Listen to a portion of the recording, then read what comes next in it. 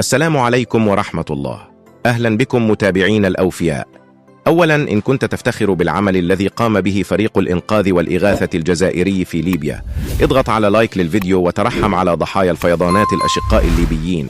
أعلنت فرق الإغاثة التابعة للحماية المدنية الجزائرية والمتواجدة في ليبيا اليوم الخميس عن انتشال 5 جثث في مدينة درنا.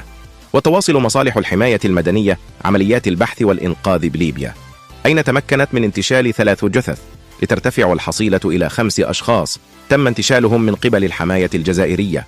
وشكر الشعب الليبي الشقيق الجزائر على تقديم المساعدات الإنسانية وفرق الإغاثة الجزائرية التي لعبت دورا هاما هناك. وأصبح أيضا فريق الحماية المدنية الجزائرية حديث العالم والصحافة، كون الجزائر وشعبها الطيب دائما ما يكون سابقا للخير وإرسال المساعدات.